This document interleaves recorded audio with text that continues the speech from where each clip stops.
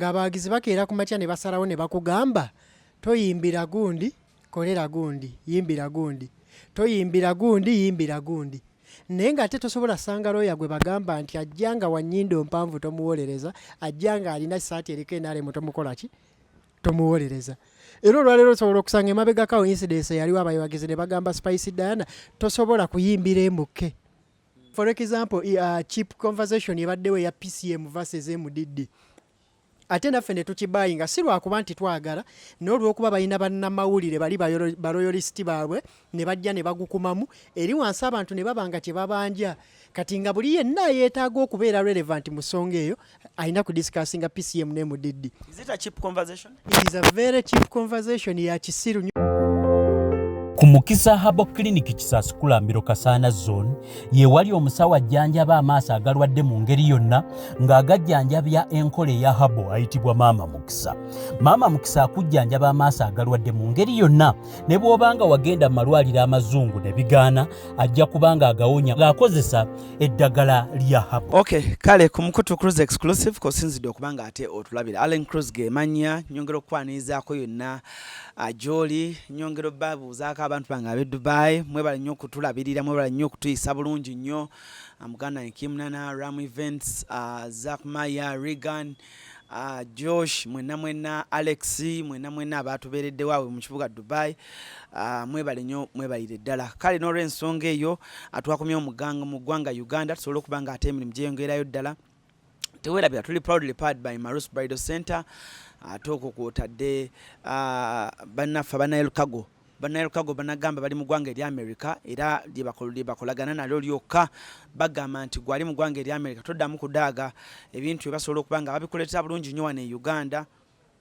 ate babicollectinga okuva mu states ez'enjawulo zonna ez'otolodde America ne babikuŋŋaanya wali e Boston ewa muzeeyi wange Uncle Kaddu balina trucks ez'amaanyi ddala ezikuŋŋaanya ebintu ebyo naawe wali wano osobola tukubanga ate obyodalingira ddala n'odalinga kuva ku mikutu egy'enjawulo eBay Amazon ne basobola okubanga ate babikoletera bulungi nnyo offices zaabwe ziri ku Masengere okulira na BBS Teofina genda yo osobola okubanga ate obuuza namwe abatransporting ebizigo genda wali ku office ku Masengere obuuze mubadde mudagadaga ne ziri company ziri endala naye ate eno ya muna Uganda ddala omulimu akolera ddala bulungi nnyo muzeeyi wange daddy wange Uncle Kaddu ekintu akikwatira ddala n'amaanyi kale ate okutadde Maama Mukisa Herbal Research Clinic akugamba nti bayina eddagala eddungi ddala erya herbal ate nga bwekijjira ddala ku nsonga z'okutereeza amaaso ago ng'akozesa eddagala lya herbal akolera ddala bulungi nnyo sina mulala ku show yaffe olunaku lwaleero musajja wange wali bulungi nnyo yateredde dda ensonga ze tugenda okubanga ate tutuusaako engalo ndowooza buli omu agamba nti ekiseera kino kyonna Bebe Cool abadde aseekinga attention okuva ewa Bobi naye Bobi yamuddiramu ku page ya tikyampamire buli omu n'abaako engeri gyakyogeramu naye twagala okumanya abantu bano ba big three okutwaliza awamu kiki ekibasigaza mu game wano ekirala twalabye Bobi naye alinga nga akomawo mu ndongo yatadde akayimba awo tugamba oba naye amisinga endongo ne tulaba press conference gye yakola n'agamba n'amawulire ya entertainment byokka byagenda okwogerako bw'okootingamu obulungi ebintu ebyo bibamu olaba nga muntu alinga missing endongo bw'otunuulira Bebe afulumiza ennyimba eziwera kigaanyeemu kikyagaanye bw'otunuulira Chameleon yalina olulimba lwe yasembye okuta lulinga oli mu acoustic version tetunalwa bulungi budde but yakaluta abayimbi abalala bawakanya big three bagamba no kiseera kituuse tulaba Eddie Kenzo agezaako okutereeza omugigi ogugwe agugamba no wama mujemba lage engeri ebintu gye bitambulamu ensonga ng'ezo but otherwise kasirye waali tugenda kuba tudigestinga ensonga zino mpola mpola kasooka abeeyanjule n'oluvannyuma tandikirawo CRUZ exclusive kwe tuli leero tubasiima nnyo mwenna abatulaba amannya nze Kasirye Adam Card nga ndi mutunuulizi w'ensonga za art and entertainment business era nga ndi muntu agoberera ennyo n'okwagala ebintu bya mindset change kuba nzikiriza ekiti atusibye wano ndowooza abantu tulowooleza kumpi nnyo era tulowooza kitini nti olwaleero ne olaba n'entalo ze tuzeeza aba big three era nga bwe byazannyibwanga luli ndakati we bizannyibwa yes. Era tolina gw'otunuulira n'ogamba nti oba elevatinze nnyo ayina ekipya kyajja otugamba era bali mu kuzannya n'ojja n'olaba nti industry ennamba emaze weeks 2 ediscussinga PCM ne MDB eriweesinga okitegeera awo nyino tugenda okuba nga tutandikira naye nga abantu bange mwenna mbategeeza abantu b'e London omwezi gugenda kuba gwa 7 mwezi gugenda kuba January, February, March, April, May, June, July, August, September tugenda kujja ne Afrigo Band in London. Afrigo Band, all courtesy of Uncle Wange, Uncle Dan Luuge, all courtesy of Uncle Richmond, Nomchala Mary Ngabire, bakute Afrigo Band mu September egenda kuba mu kibuga London Royal Regency. So don't miss at your own risk, because my brother, my sister, it's time tukube endongera ndani yawo ate ekintu ate Afrigo Band mugimanyi bulungi nnyo. So Kasirye, the last time twali wano twayogera ku Masaka Kids triplets bichi, and of which people abantu basima sheyo n'engeri gyewa digestinga mu ensonga olunaku olwaleero tugenda ntandika kuba big 3 mbadde njagala osooke nga tutandika bano bonna Bebe Cool, Chameleon, Bobi Wine olowooza time yaabwe teri up ne bwe tulaba arguments olusi ze baleeta twalabye Bobi ngaddamu Bebe Cool ku post ya Kyampamire time yaabwe yandibadde up singa generation yaffe badde esangiddwa nga yetegese bulungi ne generation yaffe nti abayimbi abasinga tebeetegese bulungi okugeza omuzannyo gw'abali abasajja baaguzannyira nnyo kuba amanyi omugaso gwa kamera okubabeerako mu bbanga lye baamala mu industry ne bazimba ne baroyalisiti baabo mu media olwaleero nti asobola okuba nga alina okuva kwayera paka ku CEO wa media company kyokka nga gwajjo olinamu connection zooki nti eriyo abasajja ojja kukeera ku makya olabe kati olaba nti buli webitabuka ne baleeta ba Nuldin ne baleeta ba Ronnie Mark ne baleeta baani buli omu ajja alina sayidi ye gy'ayogerera nti n'osanga Jenkins nti ye ajja kwogera n'ekitali kituufu n'ekitajjansa ne kazironga za adifendinga Bebe Cool nene bwekanga nti mu generation yaffe abayimbi baffe betulina baani be balina ng'ogyeko Eddie Kenzo yabadde akigezezzaako ekyokuzimba royalty mu media ne ba bloggers ab'enjawulo nga bo ba Kenzo ng'azimbye ne fan base nti oli ayagala Kenzo tamugattamu kirala nti ne bw'aba Bobi n'ayogera ku Kenzo at least avuma Bobi okitegeera nga ne waba amuwagira eno mbyobufuzi mu musical bw'ayogera ku Kenzo amukola ki amukuba so kati ekyo kyokka kyekikyakola kikyaliwo naye nga time yabo nze ndowooza eri up lwaki ndowooza nti eri up tebalina kipya kye baleese omuntu akyalina akadde ng'alina longevity abaako ekipya kyaleese bino bye baakolanga leero gundi bw'alinnya ku mmeeza enkyoli n'afuka mu bbaafu leero no wabuuka ne yeesuula mu mmotoka enkyoli n'akola ki byebimu tebirina nnyo makulu ge bigattako era ne industry ebyagireka si we wali awalungi ennyo kubanga baavuga discussion neva ku discussinga art nedda ku discussinga personalities na biki bye tulina ne badiscussing emmotoka ne muzibeerako omwezi ne badiscussing ennyumba ne muzibeerako omwezi ne badiscussinga onazimbye ennyo ne badiscussinga bakyala baabwe ne tubamalako omwezi okitegeera naye nga industries endala ezituliko mu maaso nga Kenya, Tanzania, Nigeria badiscussinga bino ebya showbiz ne badiscussinga ne art nti Sauti Sol bwefulumya alubamu batuula ne banalizinga alubamu n'olwaleero Bebe Cool bw'anaafulumya alubamu loyalist we mu media ajja kugamba tuleesa alubamu empya eyeeyagoba abakongo okitegeera so industry etuuka nga tekula ensonga lwaki abantu bagamba tetucrossinga music takola kyo kitegeera production wise tekuze monetary wise tekuze structure wise tekuze naye ng'ate tulina abantu bano betugamba nti endongo bagikola ki bagigattako ettoffaali so kaseera kano kye bandibadde bakola ku myaka gyabwe ne experience yaabwe ne ssente ze balina ne network yaabwe bandibadde bafaayo nnyo okuzimba structure industry ebeere fomo nti singa olwaleero Bebe abadde yeflexinga ku Bobi ng'amugamba olabye omwana gwe naleese walabye kye yakoze Kenya bandibadde bakukikola amakulu amapya Bobi n'amugamba olaba nalese Zex kati ali South Africa abatagaza kyandibadde kikola amaki amakulu. Chameleone n'akugamba kati ate Melody bw'atandika okuyimba awuli ali eri n'abaana ba Wasafi abatagaza kyandibadde kikola ki kyandibadde kikola amakulu. Newe babanga batuzizaayo wali we baali onajja atuwanire mukyala we onawane emmotoka empya gye yaguze. Kati for example cheap conversation yabaddewo ya PCM versus MDD. Ate naffe ne tukibayinga si lwakuba nti twagala n'olw'okuba balina bannamawulire bali baroyalisiti baabwe ne bajja ne bagukumamu eri wansi abantu ne babanga kye babanja. Kati nga buli yenna yeetaaga okubeera relevant mu nsonga eyo alina kudiscussinga PCM ne MDD. Is it a cheap conversation? It is a very cheap conversation ya kisiru nnyo nga bwe nkugambye nti bye baakolanga na biki sina cheap ya kisiru tukyogere mu butuufu bwakyo. Kubanga lwaki ya kisiru eyakyogera n'akugamba nti yo wa PCM owe MDD tamusinga musajja mukulu alina amagezi ategeera bulungi. Kitegeeza akimanyi nti mu Uganda waliwo levels of education nga bakuliwadinga okuva ku P7 ne bakuwa primary leavers n'ogenda ku S4 n'ogenda ku S6 n'ogenda ku degree. Olwaleero singa baba bayita abantu abalina obuyigiriza obwa waggulu tosobola kuvaayo n'ovuganya na wa degree ne waba yafuna yakubala mayinja naye ngeri eri baagimuwanga gwoli wa PCM. Okitegeera conversation yammwe mba mwawudde kibanga mu levels zammwe ziba zikoze ekizaawukanye of which yakyogera ekyo akitegeera bulungi. Okitegeera naye kyasinga okuleeta obuzibu n'okiwe amaanyi be bano bannamawulire baabo baroyalisiti okujja nga bakisudiya ne bakyongerawo ne bagifuula ensonga ne bayo n'atuuka okugamba nze nteekawo akakadde bw'aleeta nga yayita. Okitegeera so conversation eba cheap singa tuba twagala okuza industry mbw'ateekawo akakadde singa onaleeta PCM nga yagiyita. Okitegeera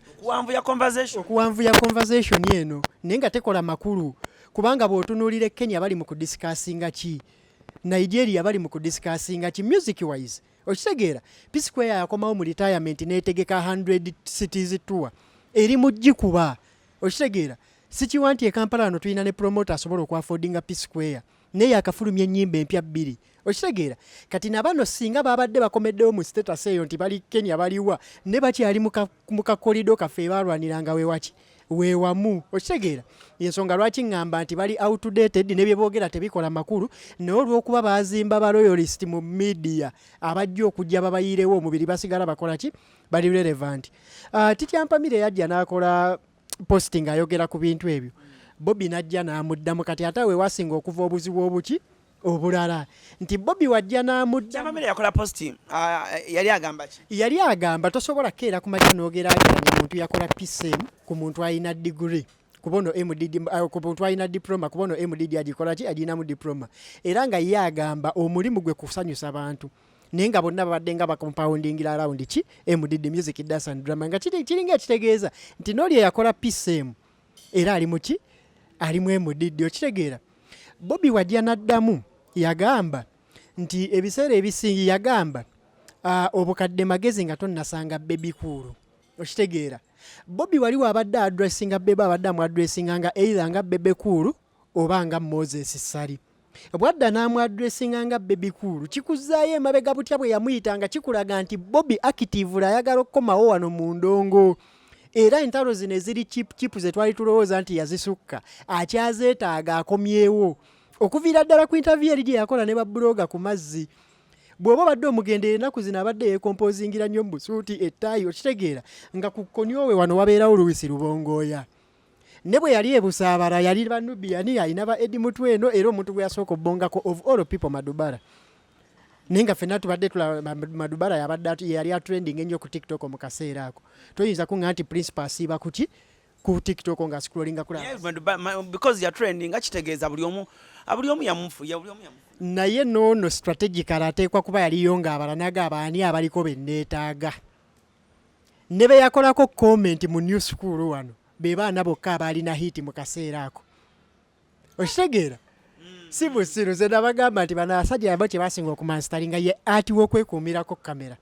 kuba bo bakimanyi nti bizinesi y'endongo ye Uganda todiscussinga music kuba ekiyimba kifu kikuba ebiboozi. Okitegeera Bebe abadde nga atuwa ennyimba ze emabegakaawo nga si ze nnungi ennyo naye ng'emboozi ezigattirako yezikola ki yezitunda. Okitegeera nolaba eri ate Jose Chameleone najja naga zonna ze tulina tuziyiwe tuddemu buto n'agamba atya yagaza nabaziwe baddemu buto balabani anasinga okitegeera ne bino ebintu bibeera intentional nga luliwe bakikolanga nti basobola okwesanga ne bakola ki ne bakuubagana okitegeera kati emabegako wali abawagizi ba Firebase n'aba Bobi Wine n'abeNUP babadde nga bavumba Chameleon mufiirako era nga balaba ekintu ekibi ennyo Bobi kyayinza okwesembereza mu kaseera kano amazaalibwa ge gatuuse omukulu n'agamwagaliza gwe kiba kikuleseewa gwe abeereyo mu komenti okuvuma abantu ng'okeera bukeezi ku makya n'ovuma ono yayogedde ku Bobi kamuvume kikulaga gwavuma access gy'osobola ofuna ku musajja oli nti nina okusinga gw'ovuma gw'olaga nti muki mubi kuba bali balina chain yaabwe mwe bazanyira bizinensi yaki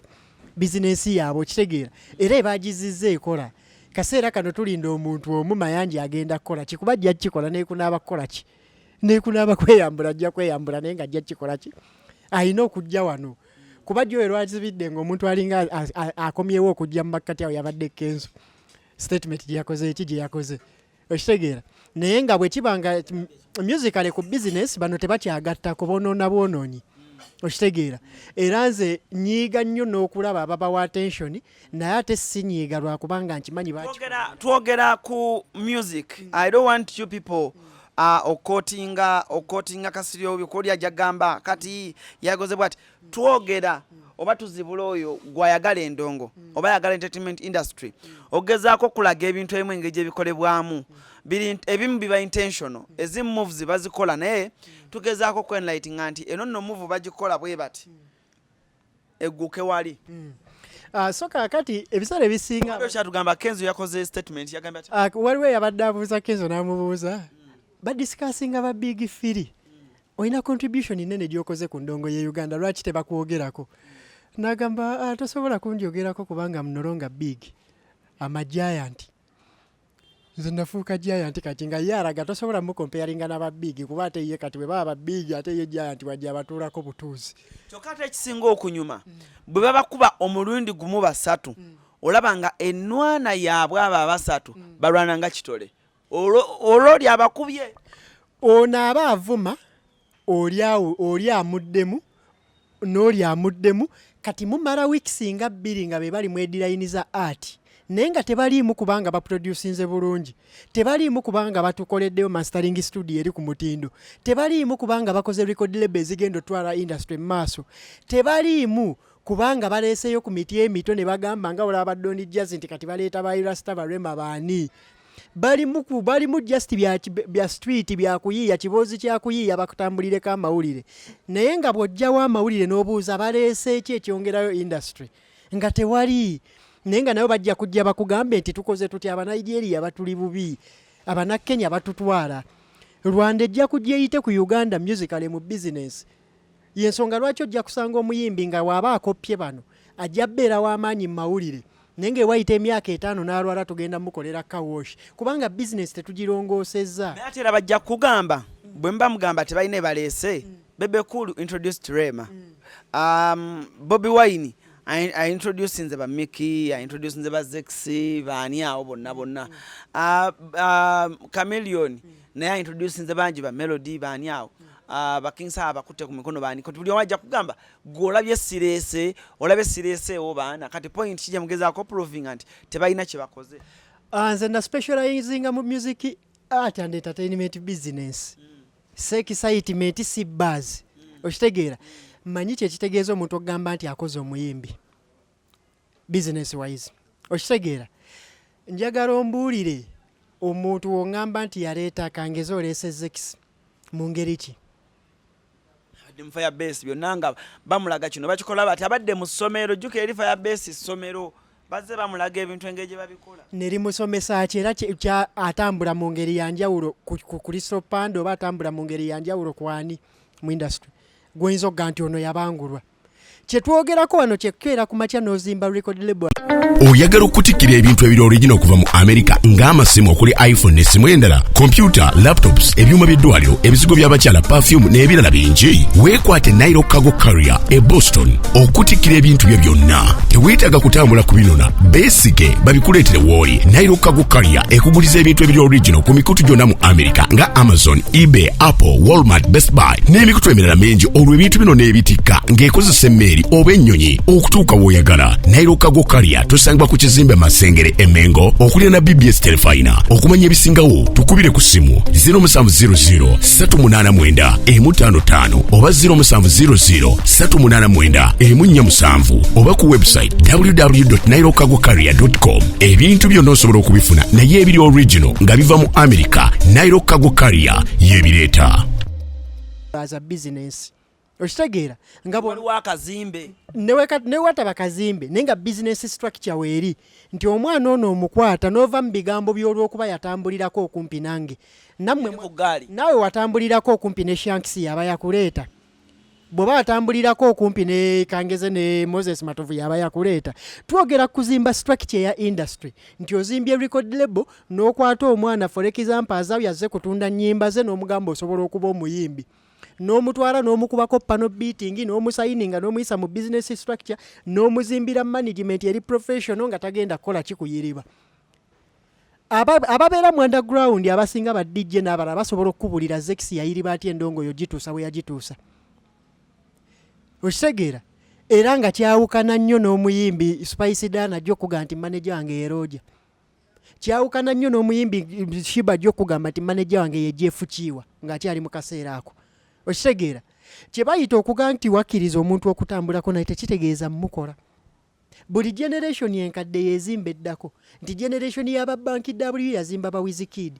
Ba Wizkid nabo bazimba abalala professional nti akeera ku makya n'amukwata n'amusayininga n'amugamba togenda kuddamu kweregana kino production ngenda giteekamu video ngenda zikola ogenda kwambala promotion ngenda gikola ogenda tambula bwoti ne bwoti. In terms of nti bwe mmala okutuusa nkufunako percentage wise. N'omuterawo representation nti ne kirabu oba yeyagala omukozesa nga ambassador erina management structure mweyita.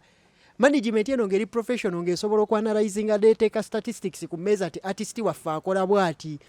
Nti Diamond Platinum aina Mbosso aina Zuchi yaina Rayvanny yaina Harmonize nga bonna yabaleeta bali signed under Wasafi Records. Nti wankubadde tebakyaliyo naye yabaleeta. Okitegeera naye wano omuntu ajja kugamba nti naleeta gundi for example omuntu asobola okugamba naleeta Good Life. Okitegeera naye nga wabeera n'abaana bano ebbanga okitegeera olwaleero kankyogere nga bwe kijjoje Chameleon asobola okugamba naleeta Good Life. Naye nga bwe tudda amazima amatuufu okuintroducinga good life mu business nze nsobola okugamba yakola Good Life ye Jeff Chiwa. Ate ng'era bagamba ya producing akayimba ka radio kali gundi. Oyogera ku Mboze Radio eyali azze nga anoonya Rionaira ndi twogera ku company gye bayita Good Life Entertainment eyaleeta abayimbi ne bayimba ne bagenda paka mu BET. Gwe bakubuuza olwaleero ani yakola Good Life oyinza kugamba ani? Mu mazima amatuufu Jeff Chiwa yakola ki? Good Life. N'agiwa platform n'aba recordingira music n'ateekamu promotion n'ateekamu obudde bwe n'azimba brand eno nga manager era ng'afuna percentage kuki ku yo. Okitegeera omusajja yakola Rema Namakula mu business wise ye Kayemba Solo ye manager yakwata Rema n'amumoldinga into a business artist. Okikkiriza bato kikkiriza awo nedda Bebe Cool bw'aba yasobola okuwa Rema oluyimba olwamuleta ku bwereere ne fomu gye yaliko kakati gwate bw'owa credit yonna n'ogiwa Solo awo tuba tusobyemu. Omuntu eyakufuula Rema Namakula commercial artist ye Kayemba Solo. Okitegeera commercial artist. Bebe Cool yamufuula ki? Bebe Cool yaleeta Rema ng'omwana wanajja mu CRUZ yongera olaba Master Parrot we bajjanga ali mu Firebase n'ayimbako ne Bobi. Okitegeera osobola oyimbako naye n'omutana agenda bibye. Okitegeera kale kankubuuza ekyangu mu baana bonna abalala abaali mu Gagamero Idithike simawo bamulabako namulabako mumanyi yayimba akayimba onsuza bulungi ne yagala nze waliwo yakolako n'akayimba ne Bebe. Okitegeera waliwo Roni Mutabazi waliwo ani omulala waliwo Ayton and Rain abo bonna baaliyo. Okitegeera olwaleero ani gw'okyalaba? Tewali Ayton wange oba ali eyo Bulaaya. Kati bwe nkugamba nti kyawuka n'okuleeta omuntu abantu bamumanye n'omufuula commercial mba nkitegeeza. Okitegeera olwaleero bano abasajja kye tubabanja kimu temuzza cheap popularity conversation mu ndongo muleete endongo tukwate pano tugiteeke wali nti tuze kusomesa baana bapya ndongo oyitawo otya tuzze kwesomesa record label esetingibwa etya kubanga ffe twandiyagadde kaseera kano nga Bebe omwaka ne wayimba verse emu asigala akola kubanga ayina abaana abalala abagenda okukola ki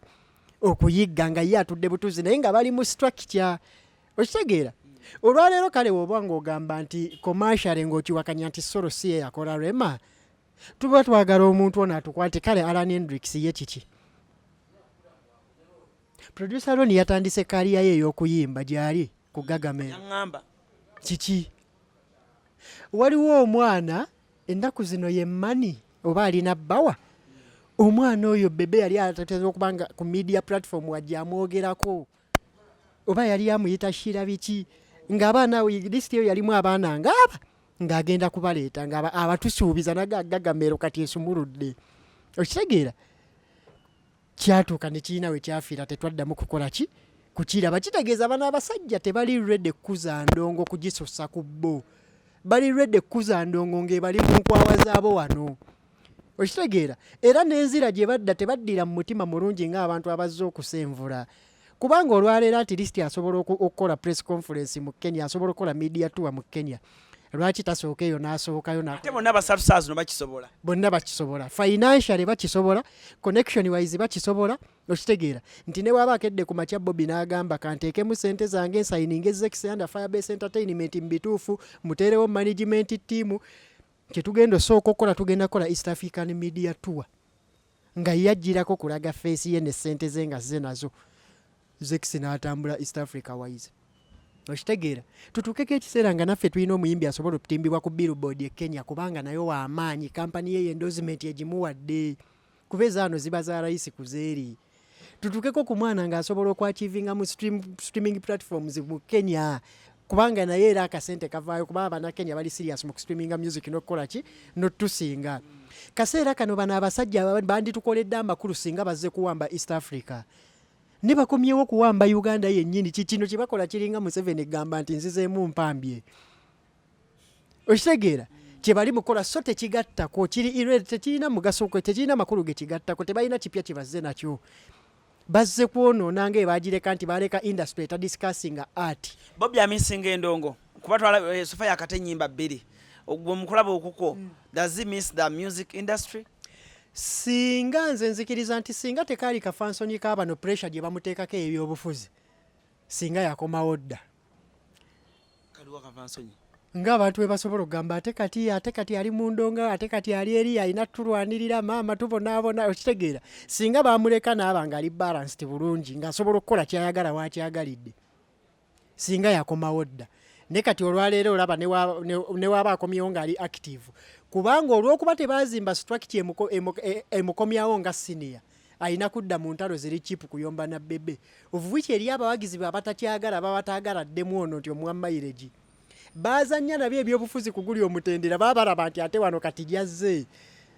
kubanga jjukira bali ab'enaalem babadde bamujeregeranga kino okitegeera kati bwadda bwati ate n'akiddiramu mu ngeri nti takomyewo nga siniya takomyewo nga alina strategy empya era strategy ekyali yakwegoba na Bebe kulu ku social media na mu mabaala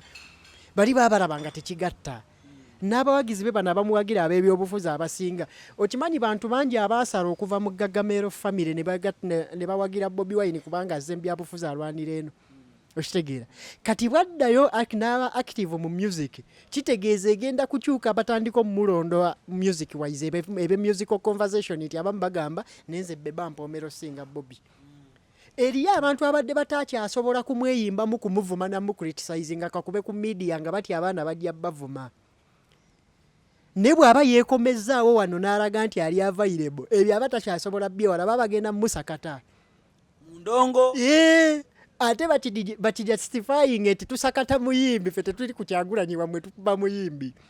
ebyo bibadde bimutiisa okukola ki okudda ne kati yamaze okulaga nti akomye kubanga ogambye yaddamu Bebe kulu ekintu kimu ekiri musical n'amaliiza nga amuyise na Bebe kulu bano ne bamanya nti okay kati okomyewo mu arena tugenda kusakata ngaetwakusakata luli kuba yenne ndongo bw'ogizannya nga ebagizannya eba yajja okuyisaamu amaaso olw'okuyisaawo owuwe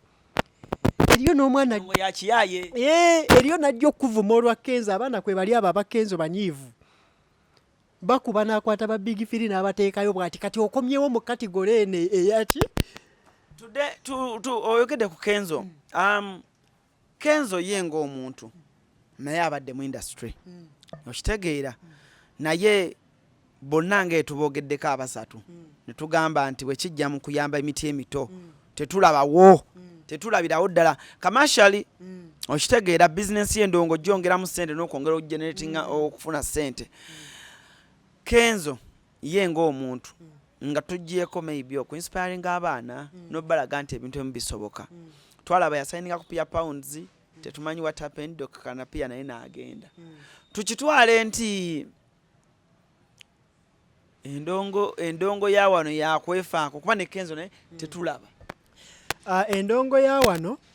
kati omuntu agenda okujja mulimu abajjukumenti ng'akugambe nti gundi ye yaleeta gundi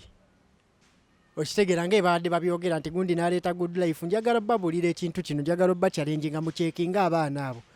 abaana abatambula n'abantu abo tebaba na ssente tebaprogressinga bamala kubeeyawulako distance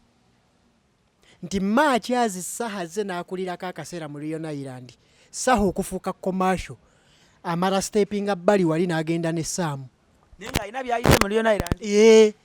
ng'alina byayize wano naye okugamba nti atandika okufuuka omusajja azimba ekiki alina okudda wali ne basigaza mboozi naye nga gwe weewuunye muntu ki ali mu rightful mind ye ng'ategeera business ng'azimba structure n'okkiriza saha agende kocha omulungi alina abasambi abalungi ensi yonna eraba alina ttiimu nnungi n'abata abalungi gwe n'osigaza ttiimu yo ng'ogirimu wekka nga linnya lya manager lyerikola ki okitegeera kyobadde obuuza ku kya Kenzo okuwanga naye akoze eki kikyazimbye ku kikwata generation yaffe Kenzo ye mukulembeze wa generation eno musically engeri gyazannyamu omuzannyo gwe mu media nti yensonga lwaki asobola okuba dive n'agwamba big firi wakati naye n'asigalawo n'aba relevant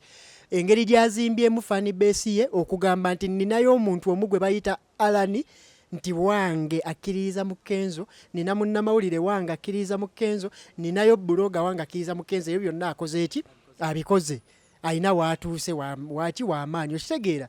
naye kati naye ekyamulya ye selfishness y'abali abakulu bye baakola nti kampani agiyina naye kampani ye mu kuba nayo yalina okkuliramu yekka era tyovola bonna be yali agezezzaako okusembeza bwe New York ba pia pounds bano bapya big talent yali mu gravity big talent yali tips Ronnie okitegeera sijjukira bulungi oba Jostede naye yaliyoko okitegeera ebbanga lyaba Ronnie awo ba Ronnie stamina kati omuntu ali intentional ng'ayagala kuzimba structure ya business ng'otunuulidde baddooni jazi nti akeera ku makyanga alina Dr. Seed alina Deep Police alina simanya Tiwa Savage alina baaki naye nga bonna abakuumye lwa formal structure era buli omu alina management envunaanyizibwako naye ng'onaafu nga bonna banene kati gwe woba oli intention okuzimba empire egenda okugattako ekyo oba olina okikola ki okikola okitegeera bwe tumuvinga onu tetusobola obutamunenya wali yali yeeyiya nnyo naye bappi aba New York we bajjira aba atereddemu nga n'okutambula atambudde alabye bawizikidi bakikola batya abatekino basayininga abaana abaki abapya najja n'atugamba asayinize pia pounds asayinize New York n'aleeta n'omwana eyali omukubi w'ennanga Eridre muyinza n'oba mwamwerabira dde omanyi temulwawo kwerabira okyamujjukira ojjukira omwana Kenzo gwe yasayininga gwe bayita Eridre nga mukubi wa aliwa ku influence Kenzo gyalina kyenkugambye nti yazimba abawagizi ababe yazimba media muscle eyiye n'azimba ne network eyiye connection yazirina ne financial etali bubi asobola okukubira omuntu omwesimu ku media n'amugamba gundi mumuteeke mu playlist kyetaagisa ki ne bamuteekamu nti gundi mumuteekemu kyetaagisa ki ne bamuteekamu mbuulirayo oluyimba lumu olwa Eridure lwe yakolera mu Big Talent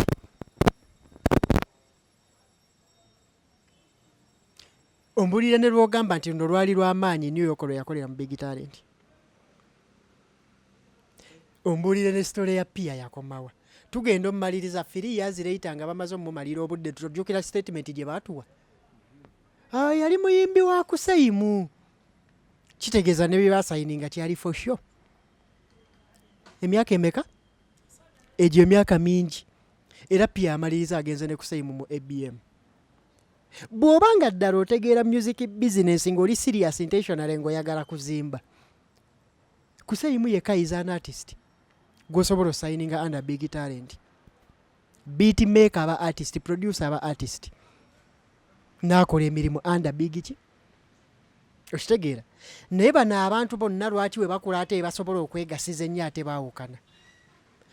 musobola okukula naye nga omuntu afunye financial sense ali omu ate nga mukula jjukira gy'oko mukulu obuvunaanyizibwa bukola ki bukula so kati kyenzikiriza kyendi okwogera kyemmanyi kye bajja okwataakinga kye bajja okulaba obubi nti Kenzo selfishness spirit ya industry naye mulidde ani mutuufu selfishness ya industry mulidde nti olwaleero nkubuuza omwana oyo yali asobola okuba ne future Eridre where is Eridre what happened he signed a contract with a big talent kusanga yakolamu awo empisa ezitali nnungi ocommunicatinga y'ensonga lwaki business erina structure eba ne public relations ne bakeera ne bagamba twasayininga omuyimbi bwati ne bwati naye tuwaliriziddwa okusazaamu contract ye kubanga yakoze bwati ne bwati tekikkirizibwa era n'otulaga ne mu contract mwe yasayininga ki ekiraga nti talina kukola kino ne ku mateeka ga kampani ge wamuwa n'omuta professional oba wejjeeko enkwagulo zonna eziridda nti bino ebibuuzo singa tetubibuuza bandi tugambye PR afulumya statement temwagiraba n'olwaleero okubuuza where is Eridre kugundi kubu bwe tuba tuzzeeko ku side ya examples njagala Adam ompe ebyokulabirako abantu abakoze business eno yes waliwo obuzibu mu media yaffe n'engeri music gyalwaningamu naye tuyinawo abantu abalaze example of how these things can be made mu industry ya Uganda nsobola okugamba nze ngenda kigamba nti record label tuyina ndowooza emu era yeevuganya yokka kyova olaba naye oluusi etuuka n'esuula ennanga teri kintu kibowanga kwevuganya wekka Eddie Kenzo asobola okkeera n'asuula ennanga ku international scene kubanga yeevuganya yekka teriini mulala yamugoberera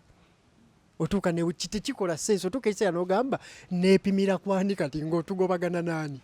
olwaleero gyalaba Diamond nga bagobagana na Harmonize nkireese nkubye New York nkubye Atlanta nkubye ekyo kirageera muba muli awo ne Rayvanny najja ate leero akubye eno mu India akubye wa competition ye yeyina engeri gyereetamu omuliro gw'onomba kukola ennyo naye Kenzo leero waaba wakola nnyo agende ku international scene akolerera ani akola naani gwagala competition eyo gye twetaaga okitegeera kati e Uganda record label nze nja kigamba nti nze gyendabawo eyina structure ye Swangz Avenue kubanga eyina ne capacity ereeta abayimbi abasukka mu omu ate bonna ne bakola ate ng'abayise badde tebamanyi okitegeera ate mwenna ne mukimanya nti bwe mba njagala Vinka bwe nkubira Arani bwe mba njagala kati twogere nga wekiri bwe mba njagala Lwaki noonya Gonza ye manager wa Lwaki under Swangz bwe mba njagala Azawi noonya Sajjeira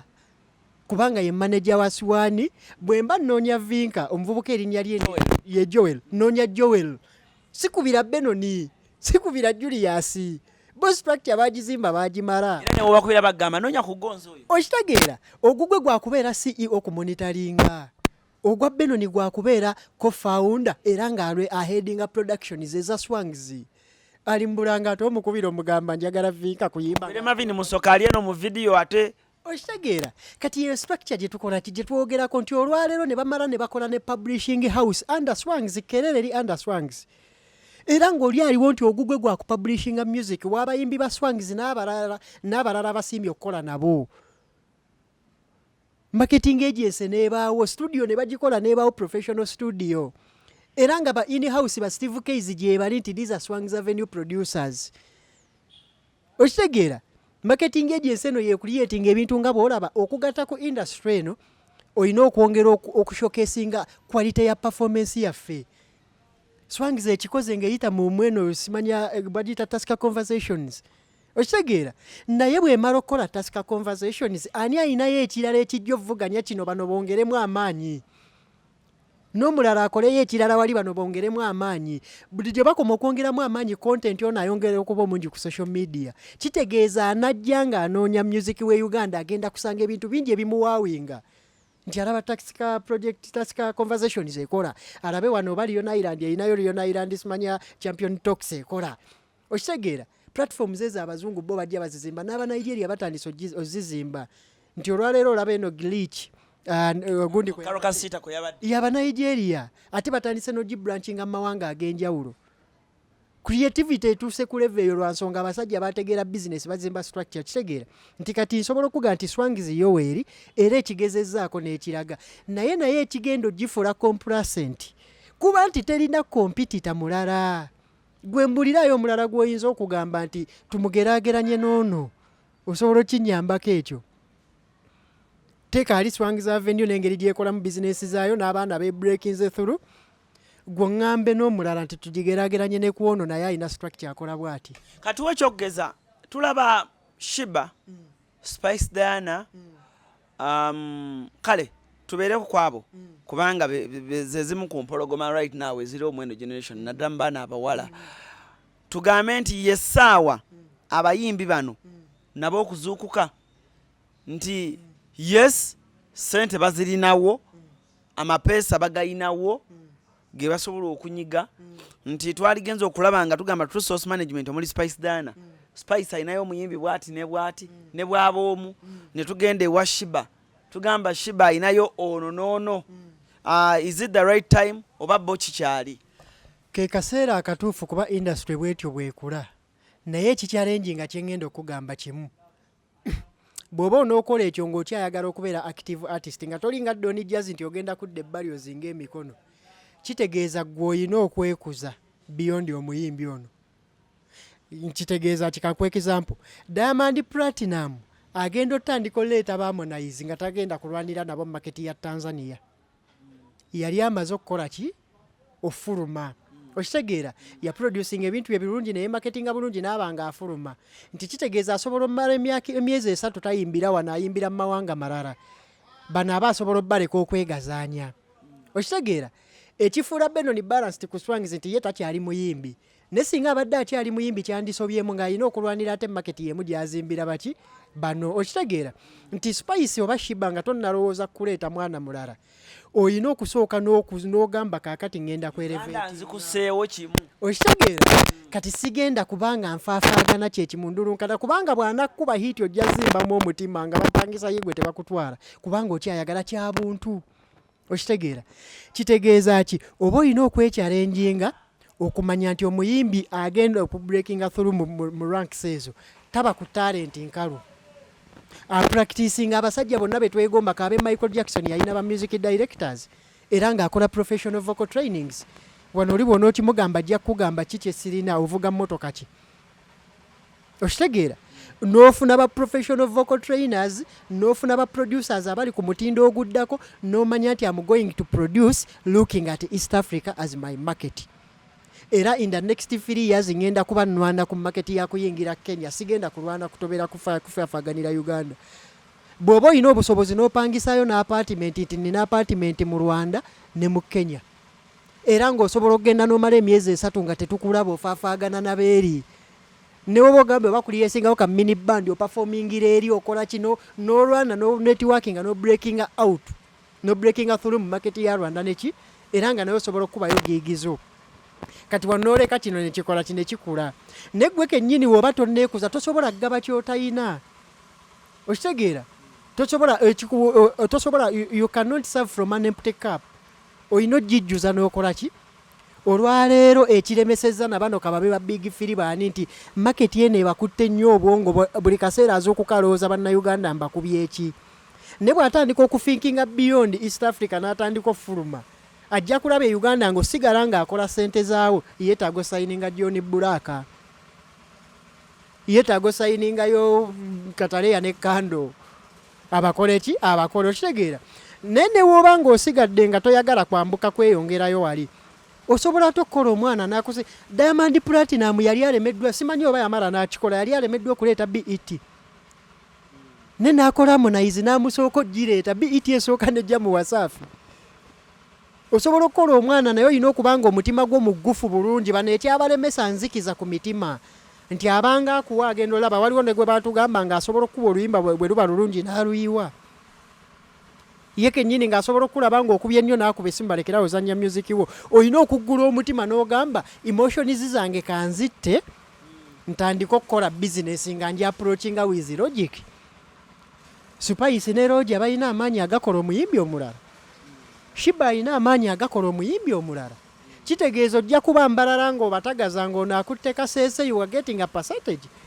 kitegeeza ojja tuuka ekiseera nga teweetaaga kukola nnyo mirimu mingi bw'oba n'abaana abalala babiri ng'obakoze successful ne bakula gw'ojja kulinnyisa n'ebbeeyi lwa nsonga ogenda okutandika obala ebivulu by'oyimba mu mwaka nti nyimba ebivulu 10 abasookawo nga bampa miliyoni 25 benja okuyimbira ebisigadde kukola kontenti wange kuzimba bizinesi nalina kukola ki endorsement kubanga lwaki zino sente ze wandimisinze zotasobola kujjuzaawo olina abaana babiri kwozifeekinga okitegeera ate naawe kikuwa respect eri nti abantu batandika okuba nti munnamawulire abadde akimanyi nti akulirako wamu akulyako 3 oyo aba akuwa respect okitegeera nti osobola okeera ku makya n'ogamba nti mbi ekivulu naye ngenda kufuna omuntu ananyambako okutegeka naye wano we tuli ndeeta bayimbi bange nti Shiba n'abayimbi be abana nga Marvin wogira nti musobola n'okukola oral stay yaki eyammwe nti batuuse naye bwe baba tebaagala kuzimba katima basooke bongereko okwerevetinga bwe baba nga tebaagala kweyongerayo basayininga abaana intentionally nga bajja kweyongerayo okitegeera nga bw'olaba nti olwaleero Drake kali unfortunately yamaliriza ng'agenze ffenna tetumanyi kituufu kiyinza kubanga kyamulemya n'adduka okitegeera naye Drake kali yalina chance egoyinga beyond Waikibenda we yakoma Lwaki ono yali amuleeta bino byonna byali ebyamutuusa we yakoma abiyiseemu abitegeera kati okutuusaawo kyangu n'akozesa resources ne network ekwongerayo ewuwa naye omutima gwe guyina kubanga mugufu ng'agenda kukuleetera okulaba ne financial sense ekirimu bw'obanga omutima gwo gukyali gwanzikiza nga togenda kikola za bizinesi kijja kuzibuwalira kireke tokigezaako ojja tuuka olwane n'omwana gw'oleese CRUZ exclusive kutukyali ALLANCRUZ gemanya tuline Kasirye Adam tudigestinga ensonga z'okukuza emiti emito anadam music industry nga tutunuulira abakulu baffe bye bazze bakola wamu n'abo bye bazze basitula ne tugenda okwekanya research ono nga bonna omutima gumala ne guzimba omuyimbi either bw'amala okugenda ne yeeyongerako mukama abamuyambye nafuna engeri gye yeeyongerako njagala nga tumaliza show y'olunaku olwaleero tutunuulira abayimbi bano abato be tugamba bayambeko they don't respect contracts tebakkiririza omuyimbi aba yakayimbayo kayimba kamu bakyamuprogramminga ng'aganye nkyakubire ALLANCRUZ nze navuddeyo abadde akola kino ne kino tutunuulira contracts z'abano abayimbi kuba nabo tebaturespectinga contracts ebiseera ebisinga respect teba mu papula zokka respect eba mu composition y'ekifo okitegeera olwaleero okuva mu Swangizi contract erina okubanga eweddeko Swangizi eri ku maazi tulina Ebonies contract zaayo matches ebizoogerwako ebirala bisobera ozoogerwako naye bwekwata ebekkutte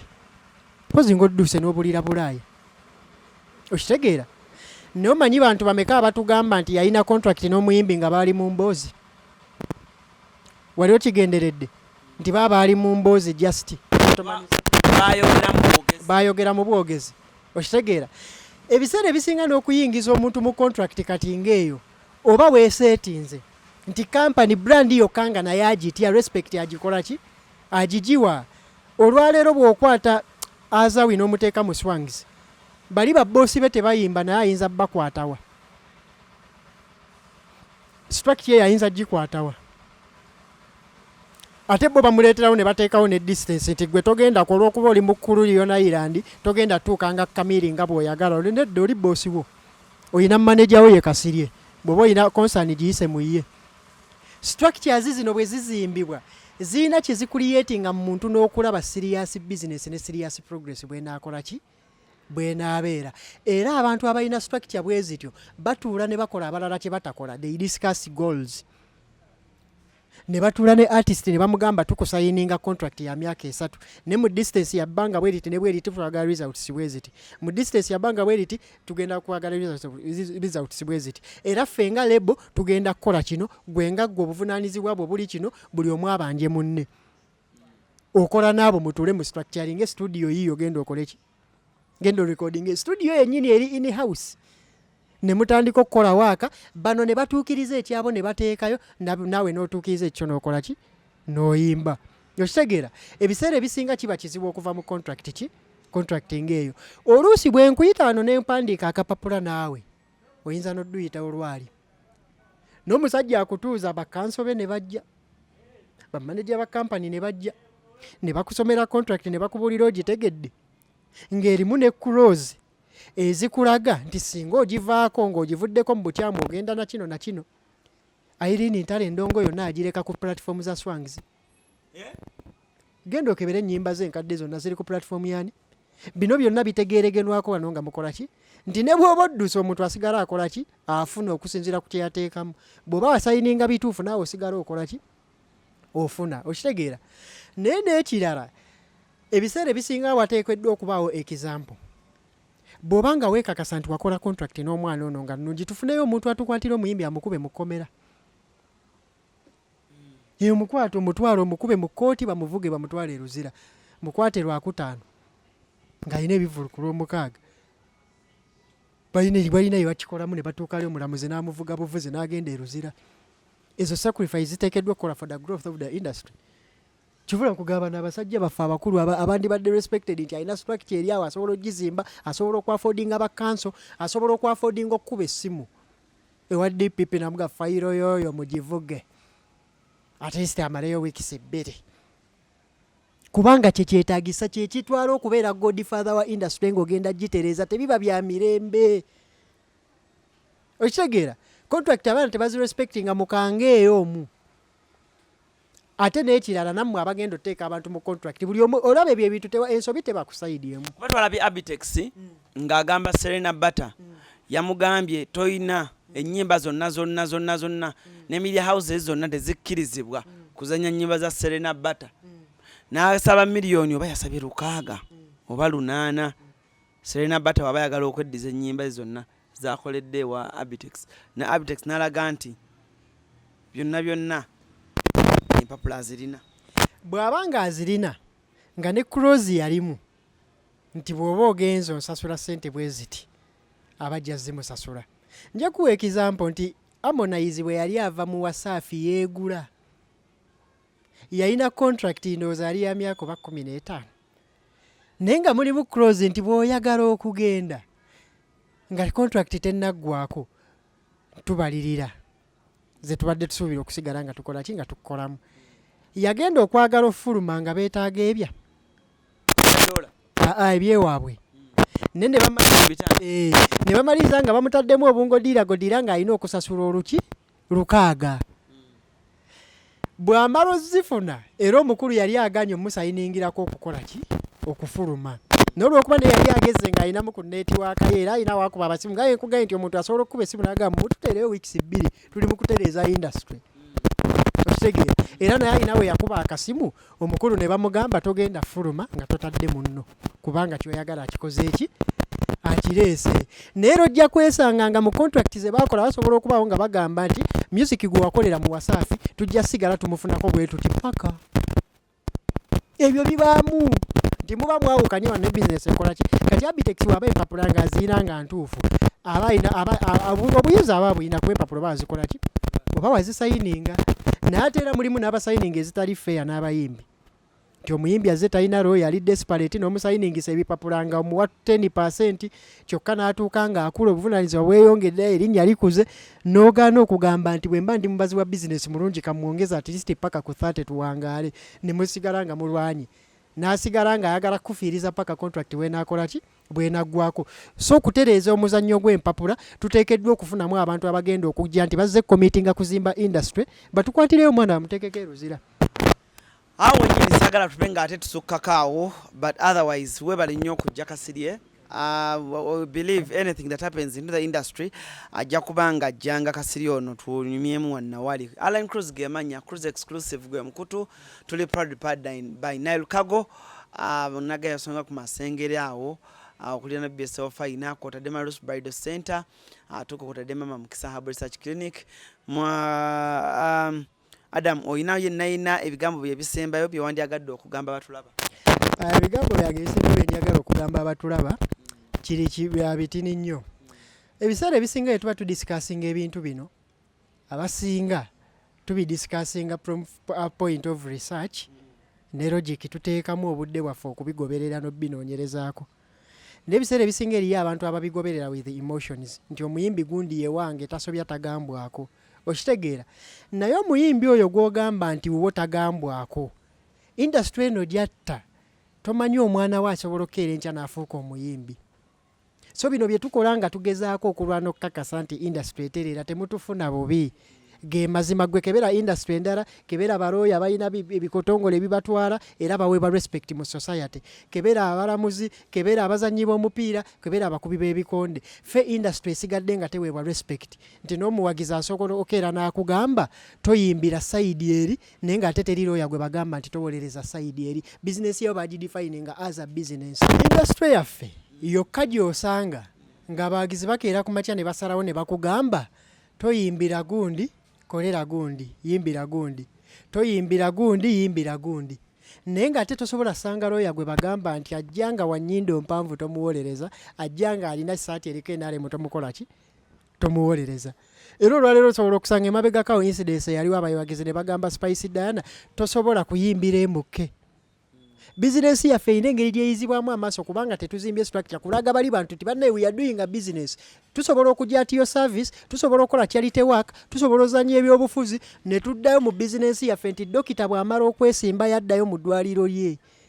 Era mu biseera by'ebyobufuzi dokita asobola osalawo nti mpagiro nno n'atabaako ki naye ffe abali mulayi. Dokita tojjanjaba ono tojjanjaba bano bwe bati bano baleke baffe bano naye ffe omuwagizi ajja n'agamba nti kino tokikola kirwaki. Tetusetinze boundaries, tetusetinze structure as an industry nga business but defining it that's a business, that's an industry.